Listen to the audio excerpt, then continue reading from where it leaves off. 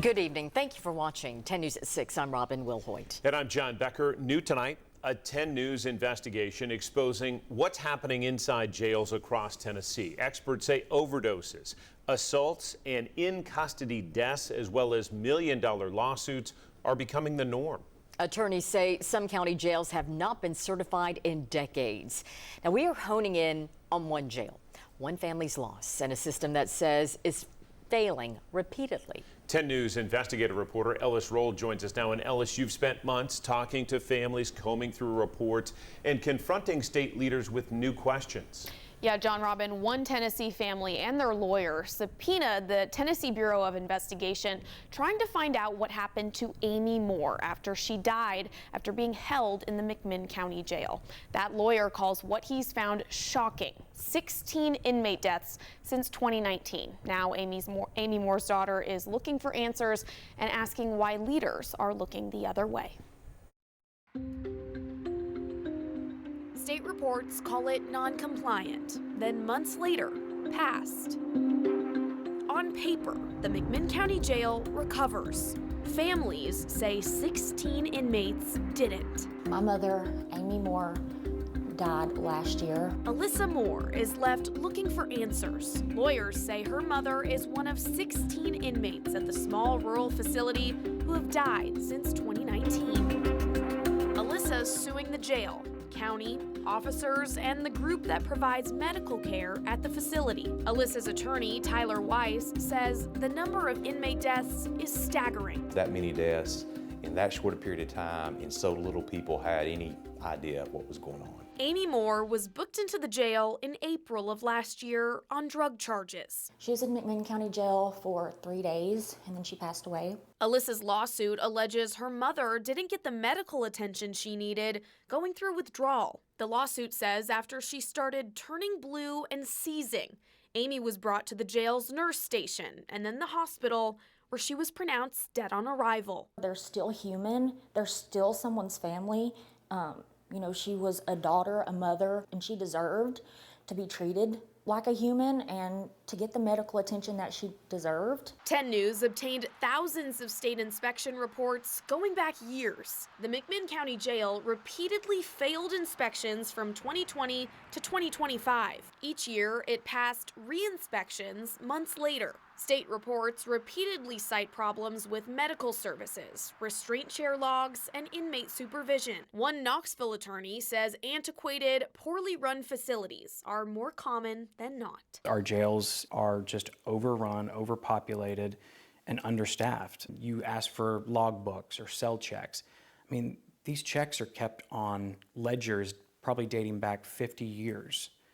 And they're written in pencil. Alyssa's attorney says getting answers from leaders about what happens in custody is rare. You go asking questions for publicly elected officials, and their answers are vague and not forthcoming. We reached out to the McMinn County Sheriff, Joe Guy. He says lawsuits over medical issues are just part of doing business. Sheriff Guy says jail staff have saved the lives of 75 inmates since 2020. He also invited me to tour the jail. The next day, he said the county's attorneys told him not to say anything because of ongoing lawsuits, and that after they're over, I could tour. Local law enforcement can ask TBI to investigate in-custody deaths, but Weiss says that's another barrier. The Sheriff's Department will hide behind the fact that the TBI is investigating, and therefore it's confidential, and we're not going to disclose and tell you what happened.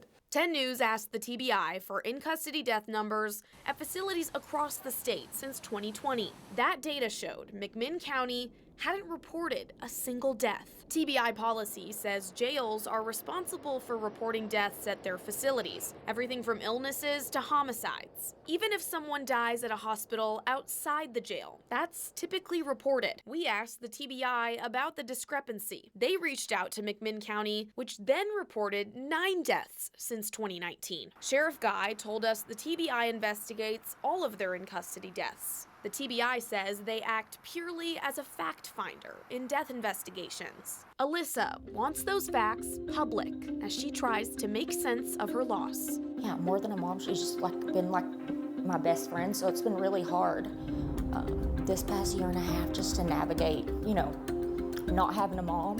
McMinn County is just one example. Ultimate question is, why are they still continuing to exist? When is enough going to be enough? We're just going to continue to let it go on forever.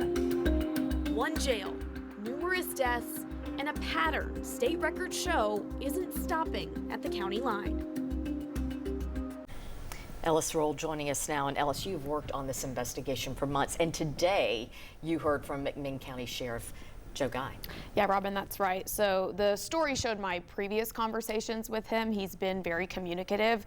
Today, he says the sheriff's office won't comment on specific allegations while cases are pending, and that they're vigorously defending lawsuits against the jail. Sheriff Guy says healthcare is a priority for them, and they're committed to the safety of their inmates. Let's return to this case. Amy Moore, you have covered other stories like it in East Tennessee. Explain the challenge for family members looking for answers after a loved one dies in jail. Yeah, John, so typically in custody deaths are reported to the TBI. Those investigations can take months, and attorney Tyler Weiss says families typically don't get access to the case file after the TBI is done investigating. Weiss says the TBI does meet with families, but that it may not give them a sense of closure they're looking for. He says sheriff's offices defer to the TBI until the investigation is done, and families I've spoken with say that leaves them waiting months or even years to know the full story of what happened to their loved one.